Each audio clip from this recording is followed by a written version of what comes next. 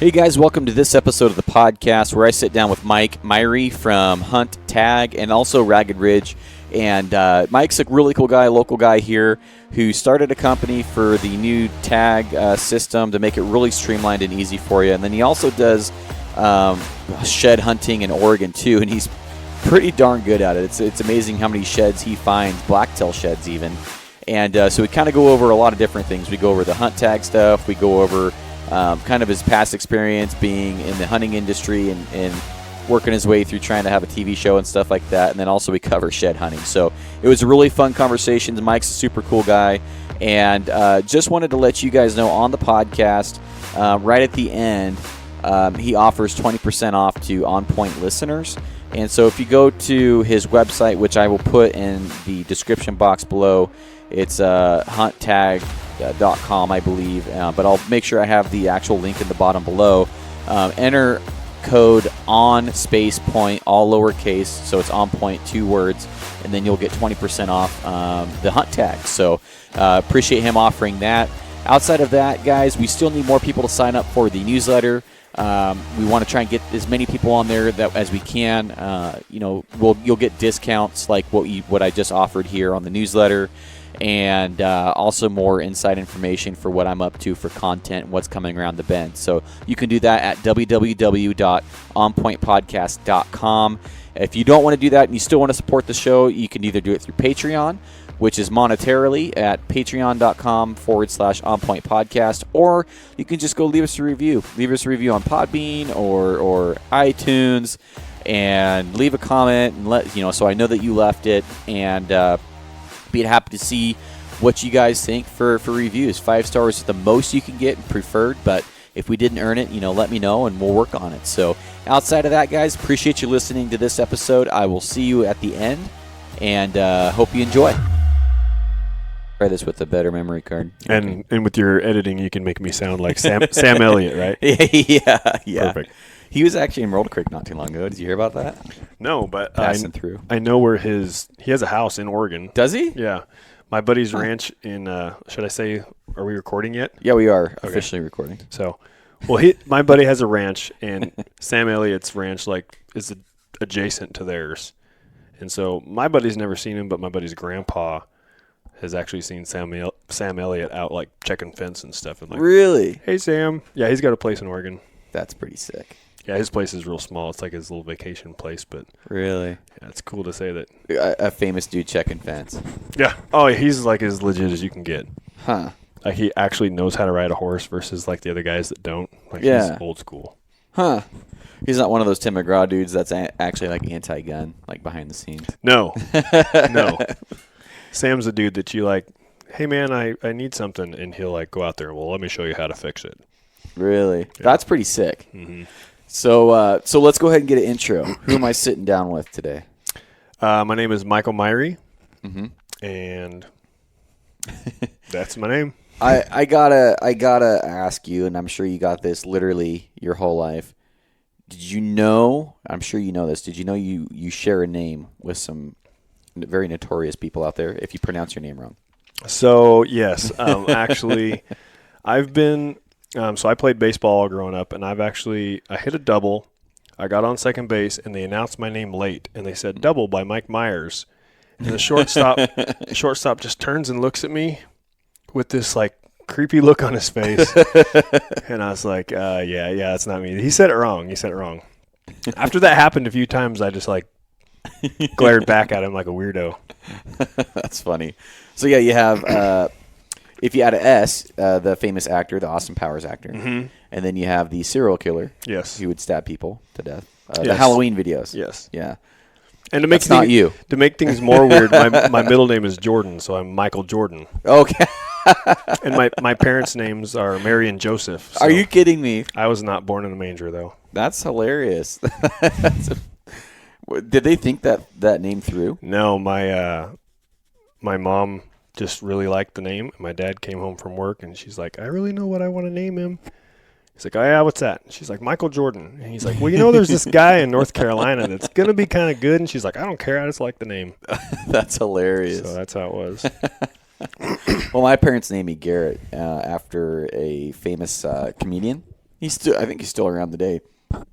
He's a comedian that used to be, I think, on like a Saturday Night Live, and he would kind of do like the yelling, like I don't know. Long story short, he's a famous comedian, and Yeah. And I always tell people, if you hate your kid, name him Garrett, because it's just been a nightmare. Because when I say my name over the phone, or I'm trying to talk to somebody and I introducing myself, Gary, no, Derek, no, Garrett. Yeah. Like there's a T and the E that separates the it's like, oh my gosh, it's a nightmare. And then spelling it when you're a kid, 2 R's, 2 T's. There's different ways to spell it. It's like, man, if you hate your kid, name him Garrett, because that will just jack him up the whole. Yeah, my son, his name's Theron, Theron, like the Ron, Theron. Mm-hmm. But him being 5 and trying to say his name to like an old person, what's your name? And he's like, Theron. They're like, Darren. Oh. And he's like, no. And so instead of like spelling it out, he writes in the sky, T-H-E, because he's learning letters now. So he's like this, and he'll start writing letters out, and they just look at him like, what? Because he's writing it backwards to them. That's hilarious. I know one other thing. He's a character. I like that name. I think it's a cool name. It's a cool name. But yeah, it actually means hunter in Greek. Does it really? Mm-hmm. That's sick. Yeah, my brother named his youngest Hunter. Hunter. Mm-hmm. Yeah. But so let's go ahead and get into what we're going to get in here. So you've got quite the background in hunting, and you started a new company and stuff. And you called me today. You were down here and kind of got your butt kicked shed hunting. I sure did. Yep. Which, by the way, for guys that do shed hunt, I don't know if I have a lot of respect for them because I don't understand it, but I know how much work you guys put into it. Oh yeah. And it's like a line between in awe and disbelief, and then there's respect in there too, because I'm like, first of all, I would not hike around 20 miles to go look for a shed. I just have no desire to do that. Never have I found a shed on purpose. And then for the guys that really get after it, it's like, man, you have to respect the work ethic. And then guys that come back with a whole shit ton of sheds at the end of the day, there's something to it. So I guess there's a lot of things I want to get into here, but how successful of a shed hunter are you? I would say that it depends on who I'm compared to. That's a loaded question. So if I'm compared to the guys out on the Arizona Strip and the Utah guys and stuff that are going after like huge herds of mule deer and huge herds of elk, and they're shed hunting for weights and they're selling sheds and they're making money on being a professional shed hunter. Yeah. I am bottom of the totem pole if you're comparing me to those guys. Now, and I hate being like, oh yeah, I'm that good. But when I can go out and in a spring of blacktail shed hunting and get 100 sheds. 100 sheds? Yeah. I would say that's doing pretty good for blacktail. Yeah. But I'm also not blacktail shed hunting in the true coastal rainforest, I'm not 20 miles from the ocean. I've lived in Tillamook, and I've tried to shed hunt there, and I was convinced it doesn't matter. There's bucks here. You can find them. And after 2 years of like getting my butt kicked and finding 4 horns, I'm like, okay, it's not the same. So when it comes to that kind of thing, like that's my real favorite thing to do is blacktail sheds. Really? I figured it'd be rosies. I'm just not good at finding those. If I could find them, I would. I'm just not. And now with the Weyerhaeuser stuff and the Tioga, I just don't have access to where there's big numbers of Roosevelt. And there is big bulls in the Cascades, but they're spread out a little bit more. And so when you do find them, it's like, whoa, this is a big bull. But you're never going to go out there and find like a backpack full of, I found 15, I found 20 horns like those guys you see on shed hunting videos. Yeah. That's not going to happen. Eastern Oregon, maybe, but even then it's like, we just don't have those kind of herds. I've got a genetic of bull on the Coast Range that I found through just doing my job and stuff. And then I was talking to one of the loggers, and they're telling me, and I can show you a picture of the genetic. The horns go straight out and then straight forward like a flat brim hat. And this was just the rag that I saw. But sounds like a forklift. Yeah, pretty much. Yeah, I nicknamed him Flat Brim, that bull Flat Brim. And he'll be at probably a 4 or 5 point this year. But I guess where I'm going with this is there's some giant bulls. I would say, for me, a giant bull is a 300-inch rosy. That's a giant. Yeah. I think most rosy hunters, that's probably a giant. When people throw out the 300-inch number, they don't really realize how big it is and how hard it is to hit that number. Very hard. A lot of times when they're like 300 and they score, like, man, he was only like 264. It's like, that still is a big bull. A 300-inch bull is like a 300-pound bear. There's a lot of 150-pound bears getting shot that were 300 pounds. But like the 264 bull is no slouch. Like, that's a dandy. Yeah, I think the one I shot nice bull. last year, and I'm not a snob. I am probably, I don't discriminate with elk. I don't shoot cows right now. But with a bull, first legal bull is getting narrow. Yeah. And I've said that multiple times on podcasts. Deer, I'm more selective, but that bull I shot this year, I really don't care because it could have been a spike. I would have been joyed with it, but probably 250, 255. We were holding it up next to a 260, and it was just slightly smaller. So, and for me, like, I would shoot that literally every year. But 300-inch, that's a heck of a bull. I mean, when you pick one up. But and actually, I saw my first. I'll show you a picture. I saw my first 300-inch rosy, and this year while spring bear hunting, is like in the first month, and like I watched him for half an hour. I'm like in awe. And so where I'm going with this is I have this really cool concentration of these bulls that are like box antler mule deers. Gotcha. Goalpost look. Yes, yeah, and they're one of them is a 6-point. He's huge, and the other two are 5 points, and there's a 4-point with them too and stuff. But if I know where they're at and they're always there, and now they don't have their racks, how would you go about finding those sheds? So my tactic, if I was to concentrate on trying to find rosy horns, and I've told guys this before that are like in those areas where there's more bulls. Yeah, there's like 8 bulls in this little drainage. What I would do in Michael's perfect world is I would be out there scouting and I'd find exactly where those bulls are preseason before they drop. So in that springtime, you're looking for them to drop and find where they are and just watch them as much as you can. As soon as you see them, horns disappeared, you would know. Now, other than that, you could trail camera some, but to just be like, well, I always see them in here during season doesn't mean they're going to be there then. But if you could find basically just preseason scouting for herds, because it's not. Now you're saying preseason, like shed season. Yeah, preseason, pre-shed season. You're scouting. Okay. You're going out and you're finding, and at that time, elk shouldn't be that hard to find because they should be more relaxed. Yeah. They're kind of out there doing their thing. Nobody's chasing them, shouldn't be chasing them around, and they should be in like recovery mode. So you should be able to go out and find some herds of elk. And if you find cows, those bulls are probably going to be near there, most likely generically a little bit higher elevation possibly.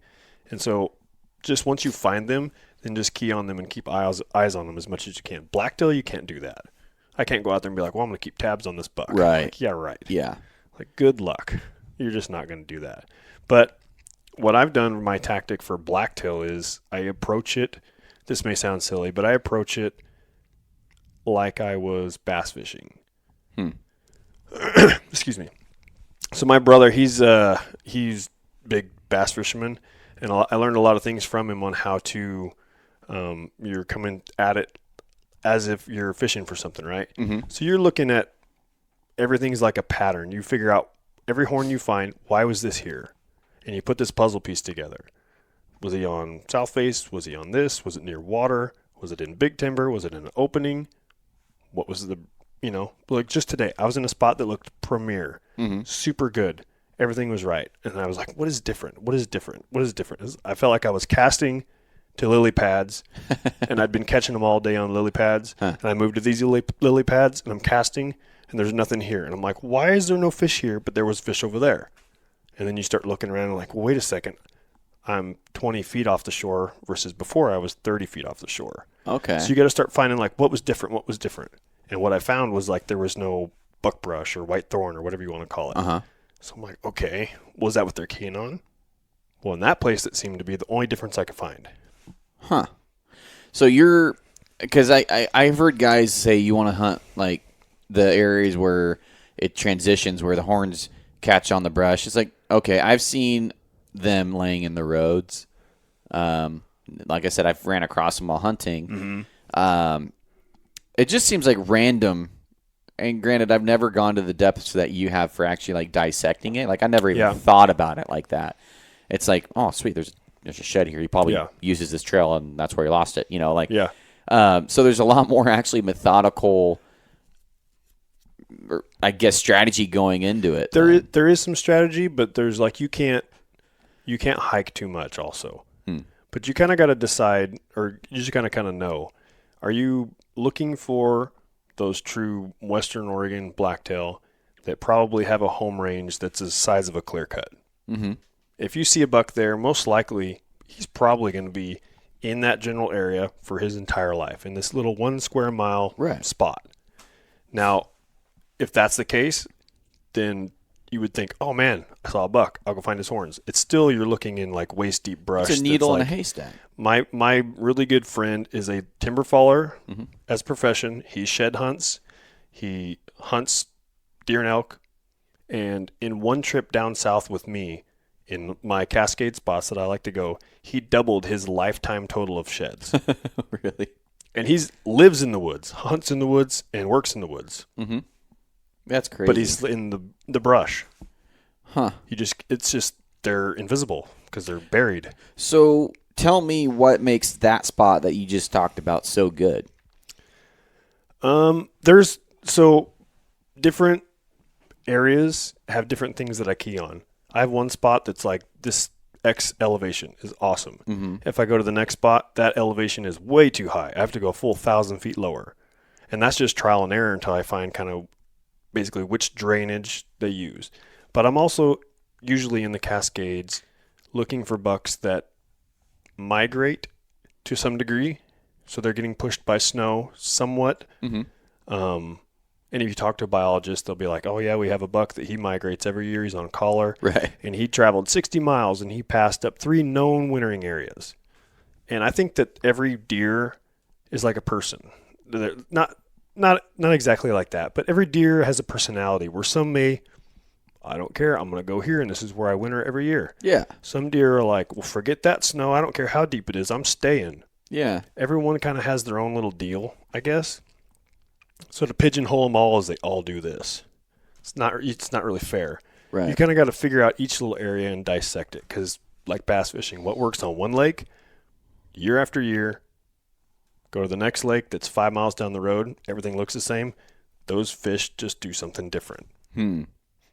That is, it's kind of like, you could do that with bears. I mean, each one has their own personality, their own preferences. And so you kind of just work your area and dissect your area until you figure out what works in that spot. So for my spots, a few things that I do key on is elevation. Mm-hmm. I look for some sort of water, whether it's a spring, because at the time that they should be dropping, sometimes it could be totally froze up. You know, you might have 2 weeks straight where it didn't get above freezing. Yeah. So if they don't have flowing, moving water because everything's froze, then you got to have some sort of spring, unless they just want to eat ice or it's close to the river. Right. But a lot of times in the Cascades, they're like way up on some gnarly place that the river's way down there. So lots of times, if there's a spring nearby, I don't tend to find very many horns in like meadows, like what everybody thinks. Oh, just look in the meadows. Yeah. I'll look at them, but I think that my opinion is, since deer are browsers and elk are grazers, that elk are a bigger animal. They need to feed more. So they're out in those meadows more often. So deer don't need to eat as much. A buck, I think, is bedded more often than not, to kind of hunker down, waiting through the winter. Mm-hmm. So I find more horns in like their bedding areas adjacent to those feeding areas. South face is kind of good to look for. If there's a saddle nearby where they can, bad storms plow on them on this side, they can cross through and they can get on the leeward side real quick if they want to. So I just, basically every horn I find, I'm like, why is this here? And if one deer liked this spot, another deer might like this spot too. How can I replicate this on the next spot? That makes sense. Yeah. I guess you're going about it in a way more like legit hunting way. Like when I go, I'm like, I'm just going to, like I've never gone, but if I went, I'd be like, I'm just going to go like for that spot where I saw those bulls, and there's a ton of them there. I'm just going to hike around and try and get lucky. There'd be literally no methodical way. And there's times where where that works, where you're just like, man, I was just tromping around and found one. Well, there's also some area where where I grew up rifle hunting, and since my dad was a kid, my family's been hunting this spot for 60 something years, probably more than that. The same exact area, and then so I remember when I was a kid going over there. My dad's like, oh, yeah, this is where the elk drop their antlers. And it was like this big flat. And we're talking like a football field, maybe 2 football fields. Yeah. In the middle of the freaking desert. And I was like, well, that's pretty cool. And so we hunted over there one day, and we ended up finding like 5 or 6 sheds. And then fast forward, I don't know, 10 years. I bring my hunting partner over there with my dad, and I've been telling him like, hey, I bet we find an elk shed if you really wanted to look for one while we're hunting. We could find an elk shed. And so the day before the season, we're looking for bucks, and I'm like, we saw some sheds here one time, and then so he's not really looking for deer anymore. He's looking for sheds, and these ones are like they're bleach white. They're middle of nowhere sheds. And that's a good sign. I mean, nobody been there. There's lots of them. Well, I'll tell you, it took him maybe 20 minutes. He found a shed right below some rim rock, and he beat me to it because I was going to try and steal it from him. I didn't care, but I thought it'd be funny just to take it from him. So he got that shed. I think it was like a 5 or 6 point. But and then we went there one year for fun. We were a few days before season, and no one goes in there until deer season. And this trailer, like a legit 4 to 6 foot trailer, fold up to like 4 foot tall to the brim elk sheds. It was like they got all the elk sheds. And I was like, holy crap, like maybe this is like a shedding area or whatever. And so there is something to it, like you're saying, certain spots, but I've never really put that much thought into it, I guess. And it is in a way a whole lot easier when you're dealing with mule deer or Rockies that have like a wintering area. And that's where, like, the Cascades, which is where I like, because I like big Cascade blacktail, they definitely have wintering areas. And not as much like hundreds and thousands and big herds, but they have spots that they winter, and there's spots that they don't, which is why you can hike and hike and hike and hike and hike, and you might stumble on a stray, but you're not going to come into, like, that little keg up of, like, oh, man, here's a horn, and, oh, man, here's one, and pretty soon in the footprint of your house you found 10. That's what it'll be like. Now, the guys that I have respect for is the guys that are true coastal rainforest jungle guys, and in a day that they can find 4 or 5, I'm like, holy cow. Like, I don't know how you're doing that, but you're doing it good, because I can't do that. The Cascades is like, if I'm pushing 10, that's really good. In one day? In one day. If I break 10, it's like, that's a really good day. God. But I know guys that used to do it back before shed hunting was the thing. Yeah. And they're like, if I didn't break 10, that was a crappy day. You're kidding me. No. So literally there is something to this. It's not just like, I'm going to make an educated guess. I mean, you were finding 10 sheds on a good day. Yeah. That's insane. How many have you found this year? Has it been a good year? I'm at 67, 65, somewhere in there. Really? Last I counted, it was 55, so I'm trying to count the extras past that. Do you sell them? No. Well, that's not true. I sold my first sheds this year, and it was like I had a toolbox that you put on the back of your truck that was jam-packed full of just like junk and chalk and junk, and it was just taking up space. And so my dad's like, hey, I'm going to sell some of my sheds. Do you want me to throw yours in with them? And I was like, yes. Because they're just like, they weren't even good like art quality to give to somebody to do anything with. Any big one? Like, you got to find some stud bucks out of 50, 60 sheds. Yeah. Yeah? Yeah, I got some really good ones this year. Really? What's your biggest, have you found matching sets? Yeah. What's your biggest matching set you found? Well. And we're talking Cascade Blacktail. Right? Yeah, you're talking score-wise? Yeah. So I found a buck that I don't know what the score was, but I found a buck that was like really cool, and he was palmated and he had extras, and I'm like, oh, this buck's sweet. And it was like 2 or 3 years later, my buddy found a buck that was way bigger than that. But as soon as I saw it, I was like, I have a shed from that buck when he was younger. Really? Like 100% I knew it. And so we have pictures of him like side by side. The blood veins in the back's the same, everything. Then I was determined, like, I'm going to find the match to that big side. Mm-hmm. And so I drew a line in my brain from where I found the younger version of him and where he found the huge version of him. And I just kind of like back and forth, zigzag, crisscrossed everywhere in between those 2 points. Because in my brain, I was like, well, he travels this at some point. Obviously, there's years difference, but at some point he makes this route. This is where he travels through. And whether he's going up or going down, whatever he's doing with the weather, this is his area, and this is his. I got 2 points of interest, and I'm going to look in between. And I finally zigzagged through, and I'm looking, and all of a sudden I was bending down, tying my shoe one day, and I just looked up, and I saw this big base just sticking up like 30, 40 yards down the hill from me. Oh. And even at that distance, as soon as I saw it, because I'm such a horn nerd, I was like, oh, I think I know which buck that's from. Like, please, just because I could tell he had this real distinct, he didn't have all those scrambled eggs looking like bumps on the bases. Yeah. He was real smooth. Huh. And you could just see this big, shiny, smooth base up to this big old huge pedicle. And I was like, man, please be him. And I went down there and it was. Oh, wow. And so that's actually my biggest horn, and I had to give it away because he found the first side. But he goes like right at 160. Holy crap. Yeah. Are you going to go try and kill that buck someday? He's long dead now. Oh, is he? Yeah, that's been. A 160 blacktail. That's nuts. Yeah. That's got to be some sort of record. Nah. There's bucks way bigger than that nobody will ever even see. Like, really? I believe for it. every big buck you see, there's probably 10 that just live their life and nobody knows about them. Yeah. Well, I totally believe that. Mm-hmm. Yeah.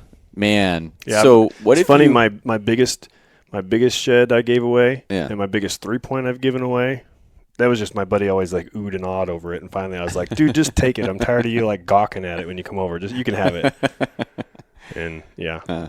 So if you find a stud shed and it's the first time you've ever seen that shed or anything, and you want to find his pair, how often and what do you do? So if they're not laying side by side, automatically your chances go way down. Okay. Usually the other side should be within a few hundred yards if he's in his area. Because he's just still a huge area, though. Yeah, it is, especially in Oregon where everything's brushy. Yeah, or steep. I mean, now if you are in like where they winter and then you have your migration area, and if he was moving and he just threw one side off, good luck. Because the other one could be 4 miles away where he's actually going. Really? Because they could be, usually it's within a day or so, should be, but it can be like a week that they'll just carry one horn. Dude, that's crazy. Because the one horn came off early because he was like, oh, a cougar, and he jumped and it fell, or whatever. Yeah. Whoever, random things that happened in the woods. That's crazy. Yeah, dude, I never knew so much went into yeah. Like I said, the only rosy shed I found was a spike, and I was so pumped. And it was like 12 inches long, and it was a spike, and it was in the middle of a road. Yeah, I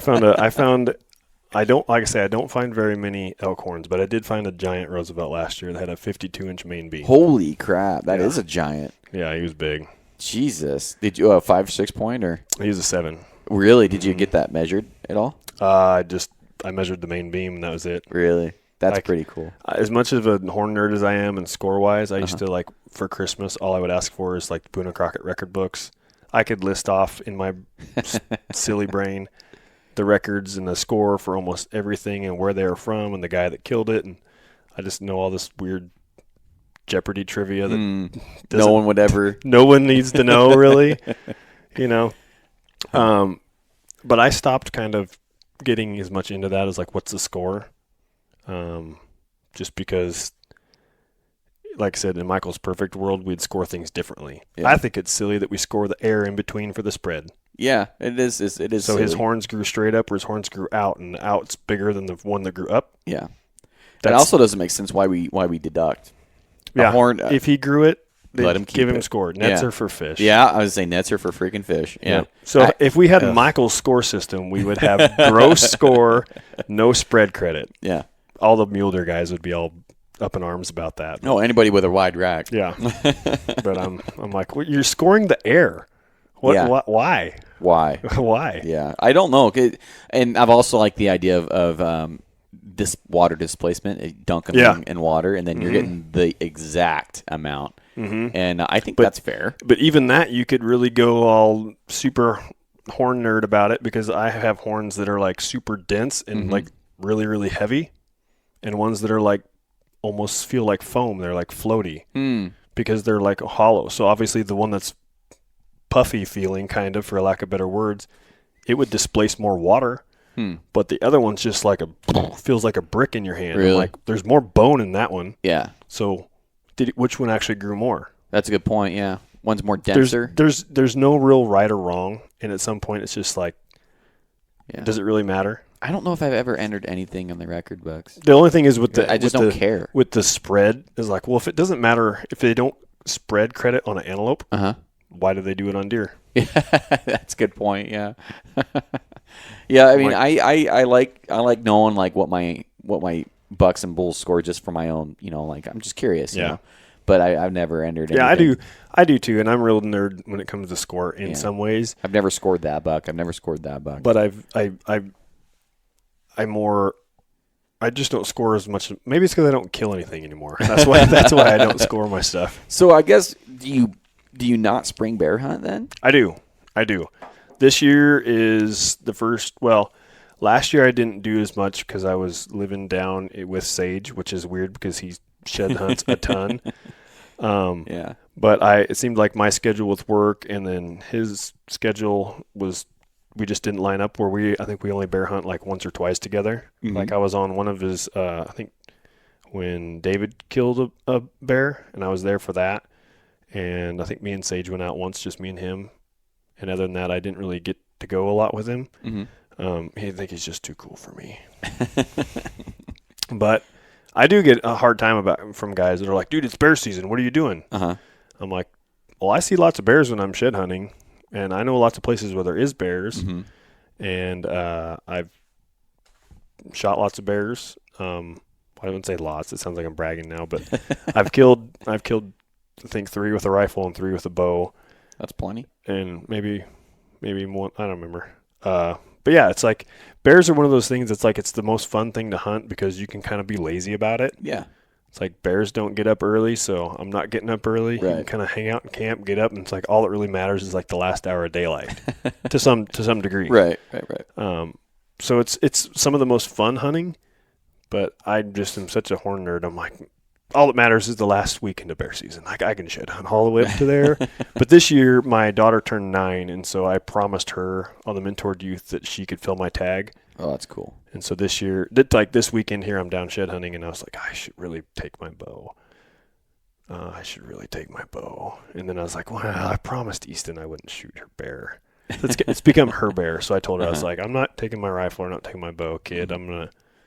I'll just shed hunt. And of course, the first road I start walking has got like huge bear pile. Really? Huge bear pile. And I'm like, awesome. I'm going to see just like a giant right in the road. And he's just going to be laying on his belly, like scratching himself, like, shoot me. And I'm going to be like, dang it.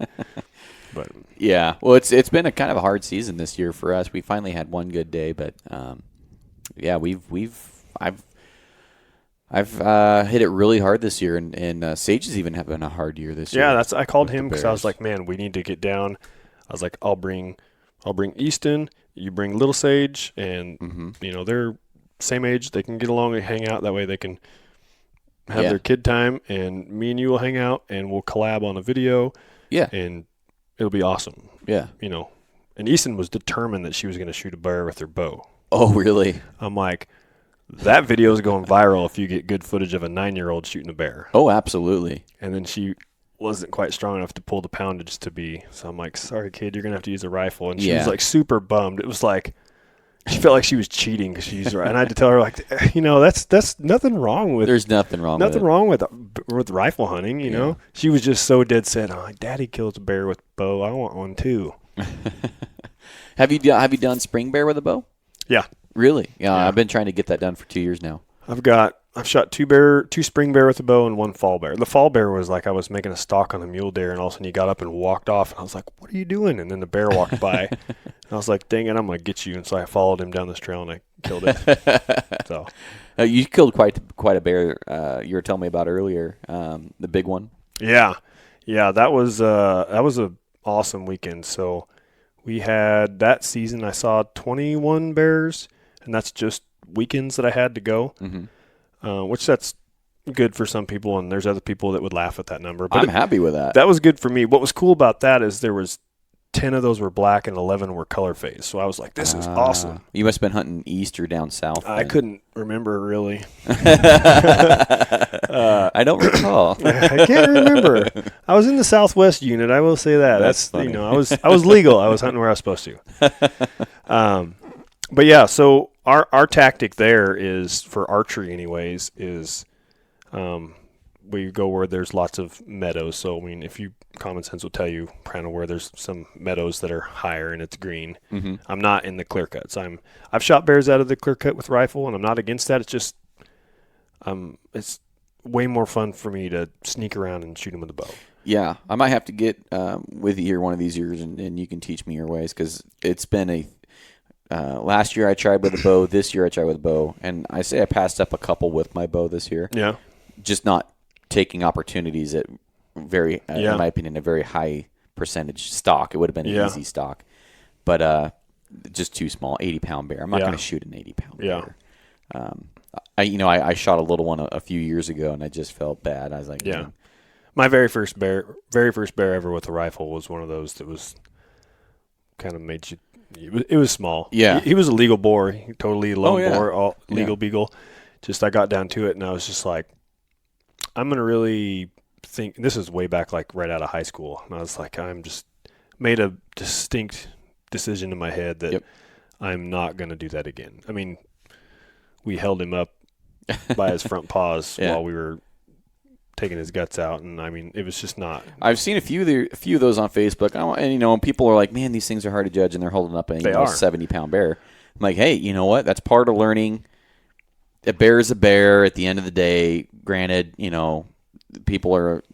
I think they try and make that same decision. I'm not going to do that again. Yeah, the ones that do that are probably new, and they don't take their time. They are really hard to judge, and there's a lot of ways that you can get better at that. And that'd be a whole other conversation on just how to field judge bears. And I'm not perfect at it, but it is a good argument for like why baiting and hunting with dogs is better or is useful, because you're definitely getting a good look at what you're shooting. Oh yeah. Versus like clear cut. Oh, he's at 800 yards. I got this long range thing dialed in. He looks big, and you shoot him, and you get over there, and he's not. Yeah. Well, I'll tell you, I'll walk across the coals right now for this one. I wish they'd bring baiting to Oregon, just to even if it's once every 5 years, just to keep the population in check a little bit better. But I want to experience that, and I just love being in the presence of a bear, just close.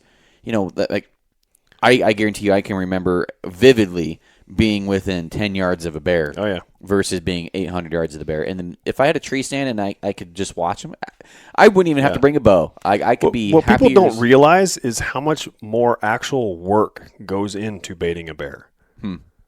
Baiting a bear, like, you were just shooting him while he's trying to eat a jelly basket. Like, no, it's not just Yogi out there eating picnic baskets and donuts, and you just shot him while he's eating a meal. Right. It's like all those meals were in like drums of food that you have to pack down into this place and keep it supplied with food. Yeah. And then you still have to sit there, and you have to make sure the wind's right. And then you still now you have bears coming in because you've done all your back work. That's tons of work. It's like everybody wants to bash baiting blacktail from a tree stand. Same thing. It's like that is so much. That starts springtime now, and you start getting that spot ready. So you've done 6 months worth of work of getting that spot dialed. I wouldn't mind trying to. I just want to. I actually kind of made a goal, and I haven't committed to it yet. Depends if I draw the tag I'm going for this year. Of shooting, trying different styles of hunting. Man, I got this really fancy blind for Christmas. Yeah. And I swear to God, it could serve as a wall tent. It's big. Yeah. It's nice, and I just want to shoot one out of a blind. I've never done that, and then I want to get a tree stand. I want to try tree stand hunting, Just kind of experience it all, and I'm not above bait, Would I be more proud of a spot and stock? Yes, Yeah. I would be. That's my favorite method. Yeah. I have a lot of respect for, the South Coxes of the world. That, Oh, yeah. I have way more respect for that. But there's also one hell of a work ethic that goes in, because I follow the Idaho Bear Hunters page, and just seeing all the shit that goes with baiting, and then getting in bait wars with another hunter that gets it too close to you, bro. Yeah. It's a whole can of worms, man. Yeah. Like, I am not jealous of that, but Yeah, I used to be, not used to be, but I definitely would, a buck on the wall that I baited in and a buck on the wall that I stalked in. There's something to say for, like, I snuck in on his. Yes, I beat him. Yeah. But the same thing, like, I thought completely like that until I sat in a tree and sat in a tree and sat in a tree and sat in a tree. And my buddy's like, dude, I'm just a camera guy. I'm not even hunting. And he's like, dude, I've never sat here and not seen at least a deer walk by. Really? We sat for 4 days straight and didn't see nothing but a pack of raccoons, and we had a bobcat come by. Really? That was it. And he's like, dude, like, what, like, something's wrong. Like, maybe it's just you, And I'm like, what the hell? What am I doing? Do I stink? Like, come on. And then finally, when he shot a buck, it was just like he appeared. Like, it was, have you seen the movie Jurassic Park, the first one? Yes. Where the goat in the cage? Yeah. That she's like, what happened to the goat? Yeah. That just up out of the ground. Yeah. That's how that buck appeared. Really? There was an open spot. There was no we could not have missed him. Huh. And all of a sudden, I'm sitting here trying not to doze off, and I hear Jay just, like, make the slightest noise. And Jay doesn't make noise in the tree stand. Jay won't even, he gets annoyed when I'm like, hey, Jay, like, do you got a candy bar? And he's like, he's just like a statue up there, which is why he does so good. He's just like, so often I hear Jay make a noise. I'm like, Jay doesn't ever make noise. And I swing my head, and this buck's just there. You can see 30 yards in every direction. Like, how did he get there? And in my brain, I'd already had the camera set. Like, that's where I think that buck needs to die. So I just went, boop, turned the camera on. I had enough time to, like, oh, yeah, it's on. Thwack! And Jay just smoked him. So I'm like, that was the first cool deer that I'd ever seen from a tree stand. Really? And Jay killed it. That's pretty cool. Yeah. Is he the one that killed that big blacktail this year? Yes. That was a stud buck. Huge. Yeah. He had history with that buck, too. The one that I filmed, he named Sweeper, and he had history with that one, too. Really? We sat in the tree stand and looked at trail cam pictures of that buck that morning, and he's like, either this buck or this other buck named Gaps. And, yeah. Is Gaps the one he killed this year? Yes. That's pretty cool. Yeah, because it's weird when you have history with an animal. It almost, I feel bad for it, because it, like, you have eyes for that animal now. Yeah. Like, there's something that draws you when you get beat by something. And I almost feel bad saying getting beat or I beat that buck, because it's not a game. Yeah. But at the same time, you are beating him at his own game. Yeah. When you're on that same level, or you outsmarted him because you did the work and you knew this was going to happen or that was going to happen. If this happened, you beat him. I mean, you were a good enough, diligent hunter to win. Yeah. In that. And so with him, it was kind of cool. And I don't know him from Adam, but you have history with him. Yeah. We can get into that here. I love seeing guys win like that. Yeah. I mean, he earned it. Yeah, he definitely put in, I mean, every time I would get a hold of him or talk to him or call him, he was like packing apples or setting his tree stands or setting trail cameras or checking. I mean, it was like nonstop all summer long. He put in a ton of work. And then he sat for Gaps. For Sweeper, that was early season, so he hadn't had, I think that was like his second day in the stand, I think, or something. And the first day, like, his son killed a buck. But yeah, sometimes his early season buck happened quick. But Gaps, he sat, if I remember right. Yeah, he definitely had a lot of history with the bucks, but he works hard for them. And yeah, so like I said, if you want, figure that out. He's the tree stand guy. He's the tree stand guy. Well, the tree stands wasn't, I want to say it wasn't very popular probably 10 to 15 years ago for blacktail. And it's still not even that popular. No, it really isn't as far as like what you want to consider popular. I mean, there's some guys doing it. Success. I find the guys that are killing blacktails, the biggest blacktails consistently, are doing it out of tree stands. Yeah. From what I see. Or you got like the Chris Pasqua yeah. doing out of a ground blind, which, that guy's got a lot of commitment and a lot of time on his hands to do Yeah, that he stuff does. too. Same thing when he killed Daddy. It was like, I mean, I don't know Chris personally, Neither but do I.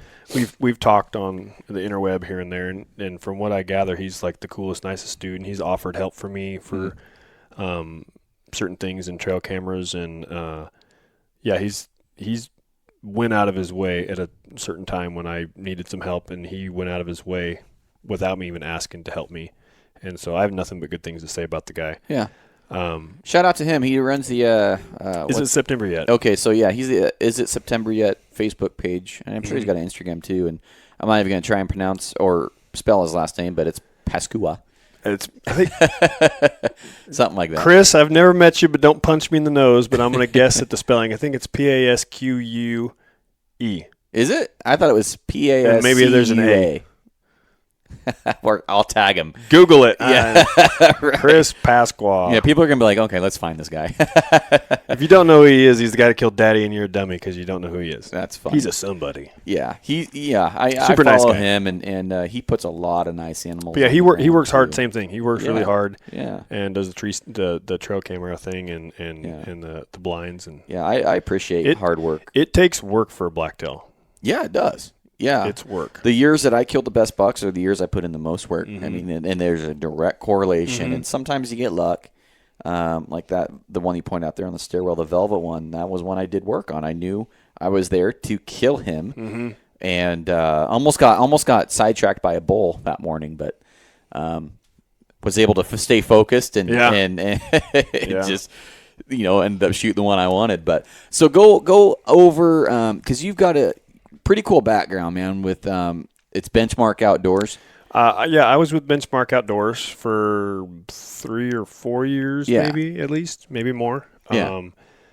That's how kind of my official film career started. Like I've always filmed and been interested in cameras. Back when I was like, Mom, I want a record book. Mom, I want a camera. And we would drive down to California, and I was sticking the camera out the window, taking pictures of Lake Shasta and Castle Crags and anything. I was just into photography and stuff. Yeah. And then I used to, with my brother, we had Mike and Matt's fishing adventures and full on underwater cam where we would film the fish tank with catching fish out of the fish tank. Just like, oh man, we were all into it, and we would edit it on Windows Movie Maker, and it was like hilarious. And so then and that graduated to like I was actually like editing better stuff, but I still wasn't showing anybody. But like, hey, brother, doesn't this look cool? Yeah. And then Jared Faria contacted. Well, he didn't contact me. There was if you want to be part of something, kind of apply here. I was like, man, and I was like, like this got to be hokey. Like I'm not doing that. And then my wife was like, well, just what's it gonna hurt? Like just try. And so I contacted him, and he actually called me, and we talked for a long time. And then he's like, hey, you want to be on the team?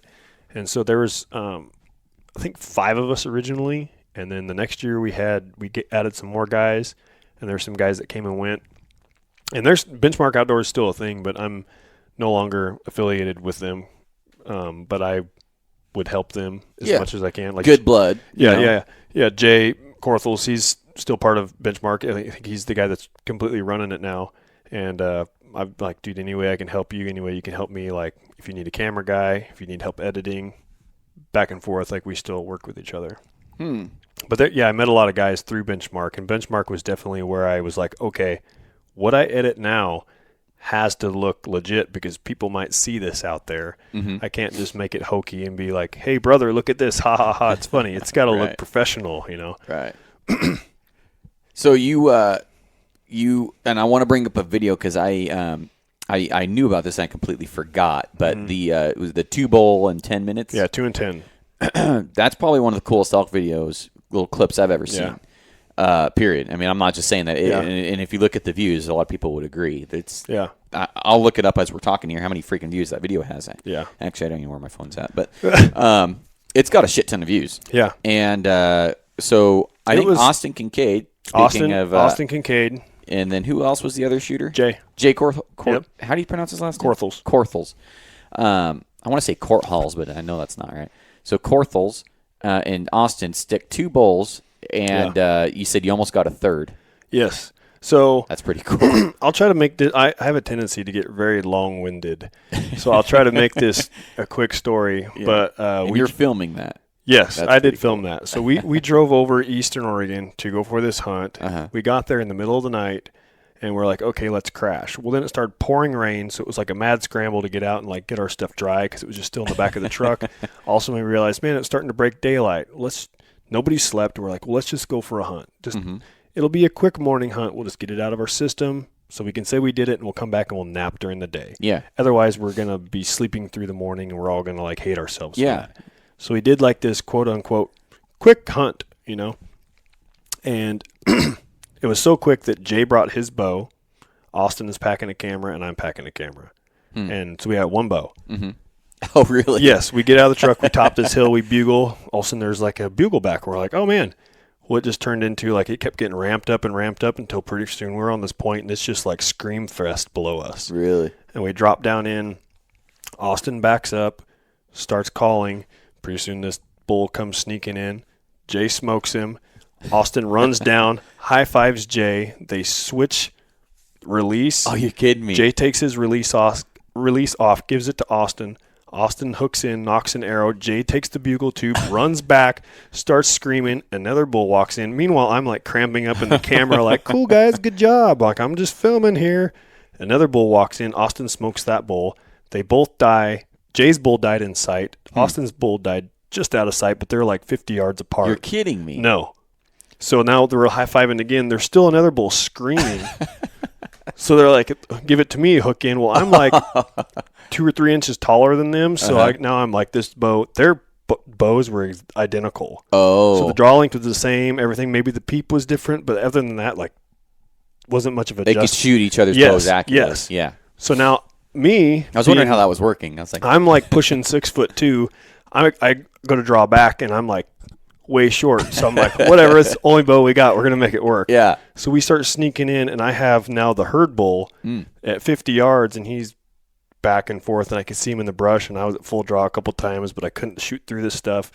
And eventually he just figured it out, and he left. But we were that close to shooting 3. That is insane. Yeah. That's insane. We've had opportunities like that where – we're working a bull and then 2 or 3 others sneak in. And we're like, oh, shit, where'd you come from? And so I could totally see how that's happening, but they were all bugling and everything? Oh, man, it was just screaming left and right. Yeah. They were screaming and running around to the point that I was like, how much actually did we call them in, or did they just wander past us? Yeah. Like, clearly we made it calm for them to walk this way. Must have been a hot cow. But they weren't like or something. Jay's bull was actually walking in and was sneaking on us and kind of looking. Austin's bull walked with a bunch of cows and was just following cows kind of. But they were, called in. Yeah. But none of them came in like screaming hot and like on stomped in on us. Yeah. But, yeah, our calling definitely calmed that crazy. zone to make them come to us for sure. That's crazy. Yeah, and it's called 2 and 10? 2 and 10. And that's the name of the video, so if people want to go look at it on YouTube? I think so, and it's on Benchmark Outdoors, their Facebook page, I believe, still. That's pretty cool, man. Yeah, we had it on Vimeo, and then we switched over to YouTube, and yeah, that's where it is now. So, and we can get into it and stuff here, but so you guys were putting out some pretty cool content. You had a few sponsors and stuff, like Athens. We had Athens Archery. We were with Horn Hunter. We had Spot Hog. We were with Kuyu. We were with a bunch of different stuff. Yeah. And things were looking good. And there was a plethora of reasons of why. But I finally just stepped away because I was like, I just need to concentrate on me and what I'm doing. Mm-hmm. Yeah, that was more or less it. It's just I needed to work on my stuff. And there was a whole lot. Everybody, they all know. I'm friends with all of them, so I'm not going to burn any bridges or anything. But at one point, there was just too many chiefs and not enough Indians. Yeah. And it would have worked better like the Born and Raised Outdoors guys. Yeah. They were friends first, and then, hey, let's do this thing. Yeah. We were all guys from separate walks of life that came together, and we all had our different ideas on which way we wanted to go, what we wanted to do. Whether we wanted to be on TV, did we want to do DVD, did we want to go on the internet, do we need sponsors, do we not need sponsors, do we want this camo, do we want that camo, who's going to be the camera guy, who's shooting, what's going on? Right. And everybody was just kind of this turmoil, and we had so much potential, And they still do. I mean, like I said, they're still good guys, and they're still hopefully going to be producing some good content soon. Yeah. So you guys were close to getting on a TV. We had different networks approach us and wanted us, to be on their channel. You want to buy this slot. Yes. And that's when it gets into, like, we're not rich, so we can't just pump that money out ourselves. So you have to have your sponsors. And then you have some guys that don't want those sponsors. And, they look at us as, you're just pushing product. And it's like, well, we're not really pushing product, but at some point you have to play the game. And so sponsors are what gets you there. Mm-hmm. And that's just part of the game to some degree. Whether you want to like it or not, like pro staff guys, people want to get hated on, but it's like they're just trying to get somewhere. They have a goal, and that's what they want to get to, and that's what they want to do. And if their goal is to be making money professionally in the outdoor industry through film, then you have to have sponsors to some degree.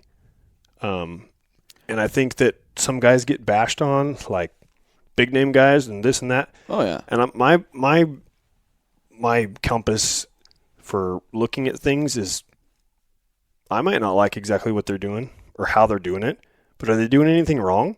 Right. Are they bringing hunting to the masses in a good light? So there's big name guys, I'm not going to name anybody, but they're like, oh yeah, those guys, blah, blah, blah, Mm-hmm. And I'm like, they're not doing anything wrong. They're getting more young hunters involved in a positive light. Right. So I'm like, how do you bash a guy that's doing that? He might not be doing it how you're going to do it, but he's doing it for the good reasons. Yeah. That's how I look at it. Well, I look at it in bringing up pro staffers, and it seems like within the last year, I've seen kind of a switch, because I'm online probably more than I should be. Uh-huh. I try and pay attention to shit and keep my pulse on the community and stuff like that. And it seems like, and maybe I just started noticing it more as I started working my way into kind of getting into the industry. And that's a thing. That's a word right there. Some guys don't like the word industry. Oh, it's a bad word. Hot tab industry, Yeah. Pro staff, like, oh, you're pro staff. Yeah.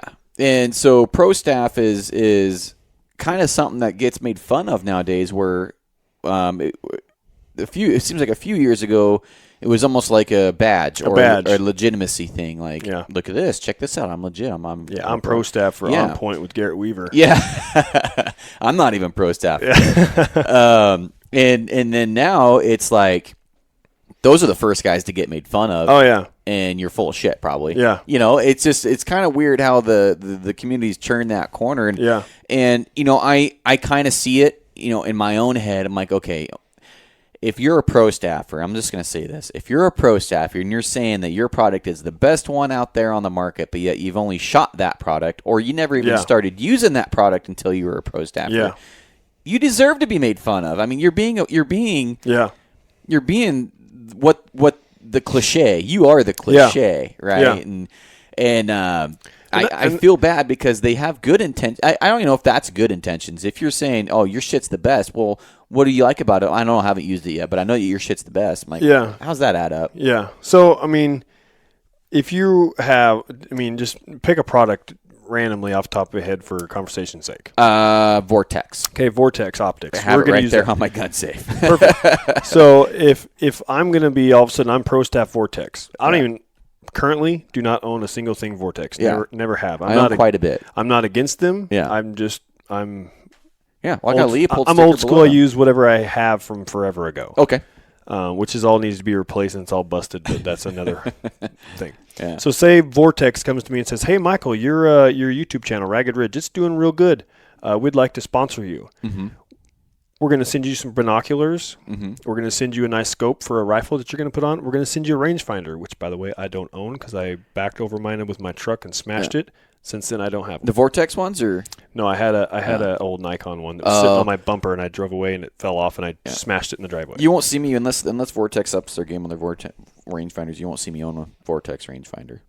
But that's the gear nerd coming out of me. So up your game, Vortex. Back to Vortex. So Vortex calls me and says, "Hey, Michael, we're going to send you a rangefinder. We're going to send you binoculars, a spotting scope. We're going to send you some stuff, and all we want you to do is to use our stuff in your videos, and if you want to plug us here and there and say something about Vortex, that's fine, but all you got to do is just use the stuff." Okay. Right? would I be wrong to be like, well, I've never used Vortex? Mm-hmm. Sorry, Vortex, I can't be affiliated with you because I really have no background with you. Right. Or would I just be like, well, shoot, I got somebody giving me some stuff that's probably better than what I have. I don't honestly know. I know my stuff's old and crappy. Mm-hmm. I probably, me personally, would be like, thank you, Vortex. I would be obliged to represent you the best I could. Yeah. But there's a group of people out there that would bash me. Oh, yeah, Michael's Vortex now. He's all Vortex, blah, blah, blah. Right. Well, there's a difference. There's a difference, though, isn't there? I mean, because they are approaching you, right? And you're not going to them saying, I believe you guys got the best shit. And then I'm going to tout that on the world, even though I have never looked through a piece of your equipment. Immediately, I start shooting FMJs. FMJs are the best air I've ever had. Like, I don't know. There's a difference between that and then somebody just trying to get on a pro staff. So what if a company comes to you that you know is better than what you're using, but you've never been able to afford it? Yeah.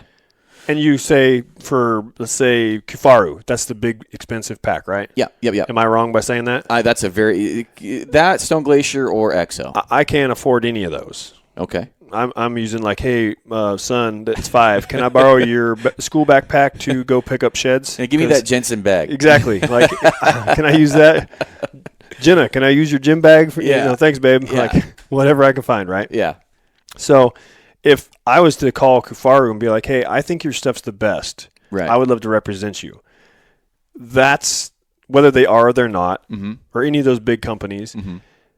I've never used them. So I guess it just comes down to like, that's a good point. Stop bashing people for what they're doing. Just you live your life and let that person do theirs. And if they're not doing anything terribly wrong, like leave them alone. I agree with that. But at the same time, I do see why they do get bashed. I mean, it's like putting yourself out there with a target on your back and just waiting for somebody. Yep. It's like we were talking baseball earlier. It's like trying to throw your fastball and just get it by the best batter, and then, God, it goes back to like Forrest Gump when he's like, I use my Flexo Light ping pong paddle. It's the best ping pong paddle there is. Yes. Yeah. He's like, a little bit of white lie, never hurt nobody. That kind of thing, right? Yeah. So if you're clearly and obviously just pushing product for this just the sake of being on pro staff, that's usually fairly obvious to people. Well, let's take Aaron Snyder, for example. Okay.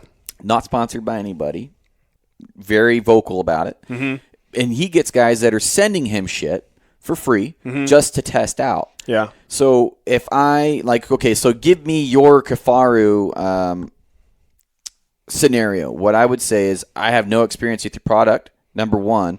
Number two, I would be happy to take the product and test it. Yeah. And if I like it and it meets my standards, let's talk. If it doesn't, I'll send that shit back to you or I'll give it away for free. We'll do a giveaway out of it. Yeah. That's how I would approach that. I think 99% of people out there be like, dude, yes, whatever you want, Kufaru, I'll do it. You're the best shit ever. Yeah, send it to me. Yeah. And I think that's the difference between the masses and the guys that are, I'm not going to say legit. Some of it probably goes back to our earlier conversation of what is pro staff. Yeah. Pro staff meaning you're getting a discount and you get some stuff. Right. Or That's pro a good staff point. meaning like now you're getting paid by them and once you're basically on payroll, you do as they say. And if they're saying, Garrett, we'll send you this, but you have to do this. And you're going to be like, yeah, but I kind of built my name on not doing that. Exactly. Yeah. It's funny because if we were talking earlier, like when you're talking about how much money does that take to turn you into the Flexo Light ping pong paddle guy? Exactly. If you pay me $1 million, I will sell the shit out of chapstick. I don't care what it is. Because then I'll be free and I can do whatever I want. Yeah. But you were talking about benchmark, and we had this conversation earlier because I'm like, I guess maybe I'm old school and I'm wrong here, but if somebody says they have a sponsor, the first thing I ask is, are you getting paid? Because if I'm sponsoring somebody, like if I'm going to sponsor my kid's team, you're going to have to buy or give them something, I guess. So I guess I'm kind of actually proving myself wrong here. Because to me, a sponsor means I'm getting paid to do something. Yeah. I mean, that's just not the industry anymore. Yeah. And they're definitely moving away from that. They're definitely moving back towards like where you're going to be affiliated. Yeah.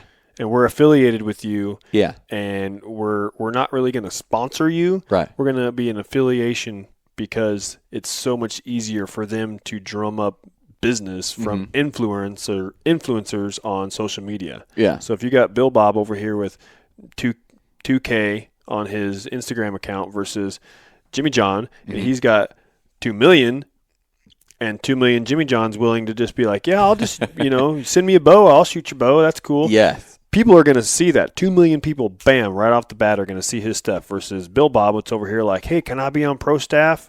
It's so much easier for right. that to happen. So they're like, we don't have to pay these pro staffers anymore. That's exactly it. And I'm just shooting from the hip on guessing because I honestly don't know. I don't have a dog in the fight on any of those businesses or right. anything. I'm just guessing. Like me as a business, why would I pay this person currently now when it's so much easier just to get some chump out there who has a big following to do it for free. And I think we'll get into another part of the podcast here in a second. And that's, sorry to interrupt, but that's probably where a lot of that like pro staff bashing comes from, is because these people are now pro staff. Yeah. And they've never done anything but just look cute and have a follower. Right. Well, it's like Jason Phelps, I think he put it best in a conversation with him about a year ago. He's like, are you the elk hunter that has a picture of a bluegill? Yeah. And you're hitting me up for bugles? Yeah. Come on, brother. Yeah. Phelps is a cool guy. What are you doing? Nice. Don't be the guy holding the bluegill. Yeah. Unless you're trying to become a professional bluegill fisherman. You know, if somebody, and granted, no one has ever asked me to be, first of all, I don't have any opportunity for people. It's just a one-man show. I'm not a product. Yeah. Really. So there's no pro staff for OP. But, if somebody was coming to me for, that, I would say, why would I do that if I can give a hat out and get way more exposure pretty much for free, almost for free, hat costs $14 to make, whatever, $12-14. And so I get why companies won't pay really. I mean, they will, but you have to be pretty much huge and very established and have your shit together, and you have to pencil out. I've had one conversation with one company that I showed them, hey, I pencil out.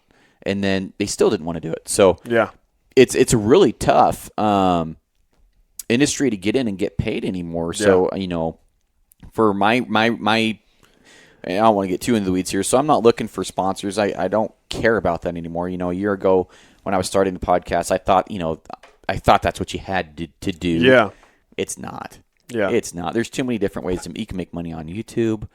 You can make money doing all sorts of other things, and it doesn't take out of anybody's pocket except YouTube.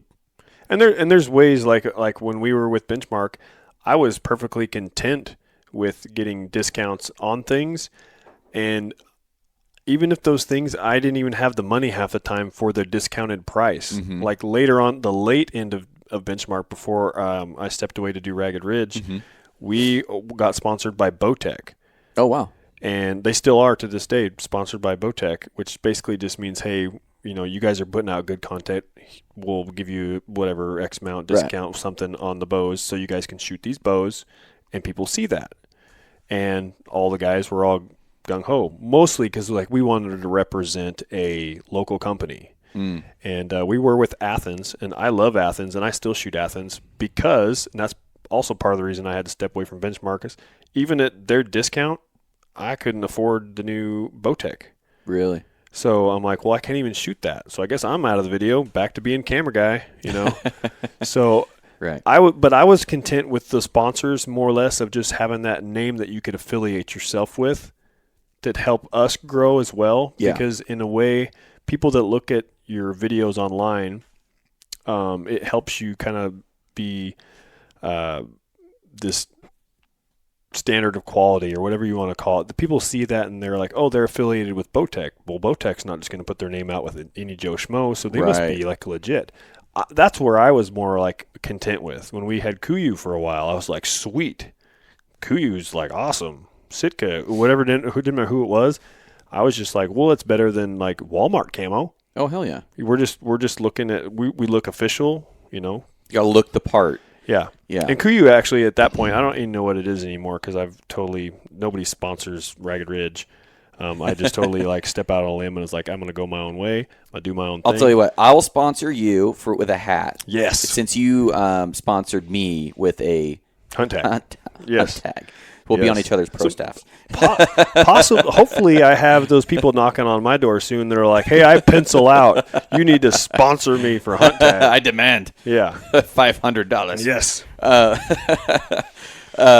Maybe I should think deeper on these what ifs, because hopefully I'll be in that situation soon. Yeah. Well, so speaking of Hunt Tag here, in the perfect segue. Yes, that's how good this podcast is getting. Natural segues. Is your Hunt Tag company, which you started, I believe, this year. Mm-hmm. And what I like about, honestly, not even has to do with the product, it has to do more with you. Yeah. Is how freaking fast you came out with a product that you saw coming out ahead of time that was going to be a need. Yeah. And so kudos to you, first of all, mad respect, because that shit happened quick. Yeah. And so the laws were made with the new tagging system. I didn't even fully understand it until about 2 months ago, when Carrie P from Chasing Moby Crew. Super good dude. Yeah. He's like, hey, you want me to send you one, dude? Because these are pretty cool. I think that's his name. It is. It's his Instagram name. Carrie Pouliere. Is that it? I think that's how you say it. Dude, if you want to talk about if Carrie I know P. somebody, use their Instagram handle. Time out. I have to tell a funny story. Yes. So, new to Grants Pass. I met Sage at film school. I'm living in Sage's garage. Meet Carrie P. Hey, man, what's up? Awesome dude. You're cool. We're friends now. Right on. Later, I'm in town. I go to the barbershop to get a haircut. I see Carrie P sitting in the chair. I'm like, hey, man, what's up? Dude looks at me like I'm from Mars. And I'm like, are you coming over later? And he's like, just still staring at me. Carrie P has a twin brother. I had no idea. And I'm sitting there just like, come on, man. Like, that's hilarious. 2 nights ago, you were at the house. Like, anyways, rabbit trail. Sorry. What's his brother's name? I would have to think, because I don't even know if I've met him. I'm friends with him on Instagram. Same here. And Facebook. I've met them both, and I feel bad. Carrie's brother, I'm sorry. For even identifying you as Carrie's brother. I'm sorry. I would have to think for a second. That's pretty funny. Yeah.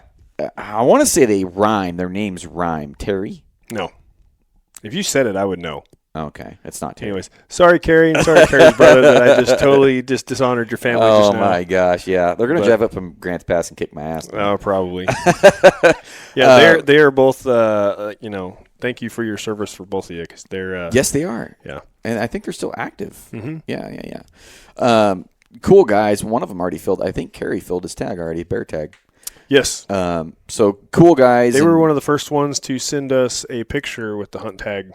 Really? Hanging from the bear's ear, yep. If I would have had it a month ago, I could have did it with a turkey. There you go. Yeah. Do you have a turkey picture yet? We do. There's a guy. I'm going to feel bad that I don't have his name either, but he sent us a picture of his turkey. And, So we love that kind of stuff on our Instagram. Is like, I actually just made a post the other day that was like, dude, we'd love to see your pictures. For one, it helps us get our name out there. For two, we just want to share in the high five and good job of your hunt as much as we can. Yeah. And back to the Hunt Tag, I honestly can't take full credit for coming up with that idea. Okay. It was my business partner, Charlie. Kudos to Charlie. He's super engineer, smart brain, and he gives me a hard time because I'm over here asking silly questions like, can you supercharge a turbo? And he just looks at me like, well, why would you want to? And I'm like, well, can you or not? Just tell me. So he's the brains of the operation. I'm just the looks of the operation, for a lack of a better way of putting it. But yeah, he basically came to me and was like, hey, this is going to be a need, see a need, fill a need kind of thing. And I think this is going to be good. And would you like to help me with this? Mm-hmm. And so we just kind of, at that point, started bouncing ideas off each other and what we were going to do. And we basically came to the conclusion of, in the regulations where it says, write it on a piece of flagging tape. Tag your animal flagging tape. Write all your information on flagging tape and tie it on the horns and be done with it. Right. I was like, that's horrible. That's pretty ghetto. It is. And that's coming from a guy that is the most untechy, whatever works. If it ain't fixed, don't broke it. Yeah. I haven't hunted with a rangefinder forever. I'm not a gear guy. Mm-hmm. But I'm like, I'm not about to go about doing that. And I also come from not law enforcement, but my dad was game warden for 27 years, and so Okay. I have a background in how to do things the proper way out there. Mm-hmm. And I'm like, this whole system sucks. It just does. For lack of a better way of putting it, it sucks. I'm not impressed with. We've talked to game wardens. Yeah. They say it sucks. Yeah. No, it does. Ex game wardens, they're like, that's going to suck for the guys that are working now. ODFW, they're like, we didn't really want it. But the bottom line is, it's here now, and we're going to have to deal with it. Nothing we can do. Where the heck did it come from that the ODFW didn't want it? I don't really know. All I know is the one lady I talked to at ODFW was like, whether she probably just didn't want the headache that came with it. Yeah. Honestly. But I'm looking at it and I'm like, look, there's this flagging tape thing. I'm not going to, I don't want to do that. Let's think of a better way. So what would I do? And I'm racking my brain on how to do it. And we just built a system that's like super simple and easy to use. It is super simple. And I was like, well, that's what I'm going to use. Why don't we just make something for everybody? Mm-hmm. And just make it in a kit where you can, whether you're e-tagger or you're a paper tagger, and everything you need is right there. And the best thing about the e-tag kit to me is, so say right now you're out there in the woods, right? Mm-hmm. And you shoot one, and you get on your app and you scroll through, bear tag, there it is, validate. Mm-hmm. And you're still high-fiving, oh man, this is awesome, we got a bear. And you look down, you're like, okay, well, there was some information I was supposed to put down. Mm-hmm. Once I validate it, there's a confirmation number, right? Mm-hmm. Well, what else we're supposed to put on there? Probably your name. Let's put our name on there. maybe your The day. maybe the day. Yeah, let's put the day. Yeah. What else? That should be good. That will, that's what's going to happen, unless you remember that you're supposed to put your birth date and your hunter ID number. So with the e-tag system, you flip open the card, which means flip open. You do basically pull back the little laminate strip. Yeah. And it's just like fill out the blanks. Bam, bam, bam. Fill the stuff out. Peel the laminate strip. Laminate it. Attach it to the horn, and you're good. It's that easy. I think and I'm being facetious here, is I think the coolest thing about your system is the reversible zip ties. I didn't even know those existed until your hunt tag. Oh, right on. Yeah. Yeah, so they have they come with a reusable zip tie. Yes. Strap them on, and if you shoot a bear or a cougar or a doe or a cow, something without a horn to zip tie it to. This was Charlie's idea. He's like, well, what are you going to do if it's stuck out that? And I'm like, I didn't even think of that. Go through like the ear or something? Yeah, so it comes with a heavy-duty, like a really, legit heavy-duty safety pin. And you just can punch it through the ear or through the hide or wherever you want. The metal ring thing?